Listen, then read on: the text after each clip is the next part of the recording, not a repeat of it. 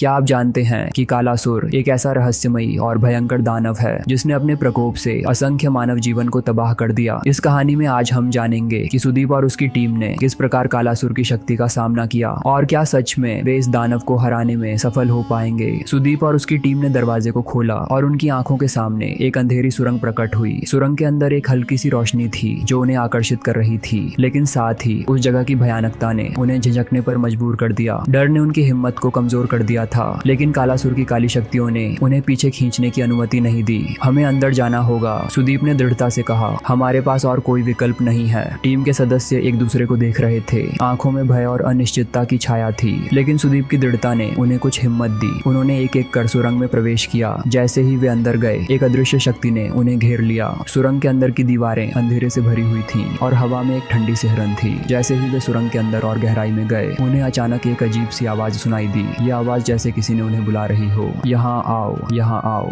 सुदीप ने रुककर कहा, क्या तुम लोग ये आवाज सुन रहे हो? हाँ, लेकिन यह क्या है? एक सदस्य ने घबराते हुए कहा। हमें सावधान रहना होगा, यह शायद कालासुर का खेल हो सकता है। सुदीप ने चेतावनी दी। उन्होंने टीम को आगे बढ़ने का आदेश दिया। जैसे जैसे वे आगे बढ़ते गए, आवाज और भी तेज होती गई और उन्हें एक विशाल गुफा में पहुंचने का अनुभव हुआ। गुफा के चारों ओर अजीब से चित्रकारी की गई थी जो मानो कालासुर के इतिहास और शक्तियों को दर्शा रही थी। यहाँ कुछ महत्वपूर्ण है, सुदीप ने कहा। हमें इन चित्रों को समझना होगा। सुदीप ने एक चित्र के पास जाकर ध्यान से देखा। उस चित्र में कालासुर को एक प्राचीन युग में दिखाया गया था, जहाँ वह एक भयंकर देवता के रूप में दिखाई दे रहा था। चित्र के नीचे एक प्राचीन लेखन था जिसे पढ़ने में समय लगा। यहाँ लिखा है कि कालासुर ने अपनी शक्तियों को नकारात्मकता और भय से प्राप्त किया। सुदीप ने कहा, इसीलिए उसे हराने के लिए हमें नकारात्मकता का सामना करना होगा। हमें अपने डर को पराजित करना होगा। टीम के सभी सदस्यों ने एक दूसरे को देखा। क्या वे अपनी भयभीतता को जीत सकेंगे? सुदीप ने एक नई ऊर्जा के साथ कहा, हमें इस गुफा में गुप्त ग्रंथ खोजना है। शायद वही हमें कालासुर को रोकने में मदद करेगा। उन्होंने गुफा के चारों ओर खोज शुरू की। कुछ समय बाद एक सदस्य ने कहा, देखो वहाँ एक पुराना किताब है। सभी ने उस दिशा में देखा। एक पुराना और धूल भरा किताब जो एक स्तूप के ऊपर रखा हुआ था। जैसे ही उन्होंने किताब को खोला, उसमें से एक चमकदार रोशनी निकली। सुदीप ने पुस्तक को हाथ में लिया और पढ़ना शुरू किया। यह ग्रंथ कालासुर को रोकने के लिए मंत्र प्रदान करता है, उसने बताया। हमें इसे एकत्रित शक्तियों के साथ पढ़ना होगा।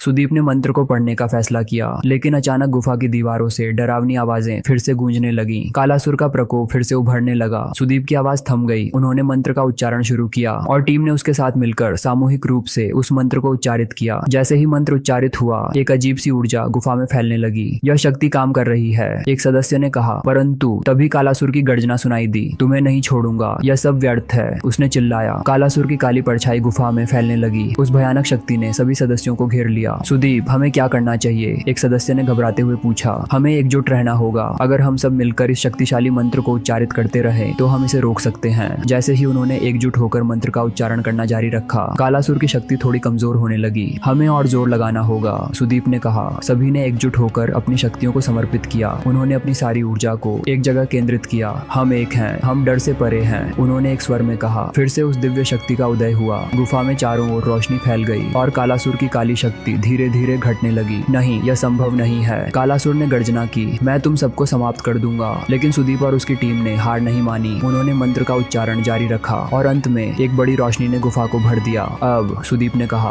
अब हम इसे रोक सकते हैं। सभी ने मिलकर अपने मन में साकार की गई शक्ति का अनुभव किया। अचानक गुफा की दीवारों से एक विशाल ऊर्जा का प्रवाह हुआ जो कालासुर की ओर बढ़ा। कालासुर की काली छाया धीरे धीरे लुप्त होने लगी। उसकी गर्जना अब एक हताशा में बदल गई थी। मैं हार गया, उसने कहा और एक अंतिम बार गर्जना की और फिर एक पल के लिए सब कुछ चुप हो गया। सुदीप और उसकी टीम ने एक दूसरे को देखा। क्या उन्होंने वास्तव में कालासुर को हरा दिया था? लेकिन खतरा खत्म नहीं हुआ। हमें सावधान रहना होगा, सुदीप ने कहे। यह सिर्फ एक शुरुआत है। हमें इस शक्ति को समझना होगा और यह सुनिश्चित करना होगा कि कालासुर फिर से वापस ना आ सके। टीम ने एकजुट होकर गुफा से बाहर निकलने का निर्णय लिया। जब वे मंदिर के बाहर पहुंचे तो उन्हें देखा कि गांव के लोग भी बाहर आ रहे थे। सबकी आंखों में चिंता और भय था। क्या कालासुर हार गया? एक बुजुर्ग ने पूछा। हाँ, लेकिन खतरा अभी खत्म नहीं हुआ है, सुदीप ने उत्तर दिया। हमें एक योजना बनानी होगी ताकि वह फिर से न लौट सके। सुदीप और उसकी टीम ने गांव के लोगों के साथ मिलकर एक योजना बनाई। उन्होंने तय किया कि उन्हें उन पुरानी वस्तुओं और ग्रंथों को एकत्रित करना होगा जो कालासुर को फिर से जागृत करने में सहायक हो सकते हैं। हमें पुरानी कहानियों और किंवदंतियों को जानना होगा, सुदीप ने कहा, ताकि हम उसे पूरी तरह समाप्त कर सकें। गांव के लोग सहमत हुए और टीम ने एक नई यात्रा की शुरुआत की। हम तैयार हैं, हम कालासुर को हमेशा के लिए खत्म कर देंगे। इस प्रकार सुदीप और उसकी टीम ने एक नई दिशा में कदम रखा। क्या वे कालासुर के रहस्य को पूरी तरह समझ पाएंगे?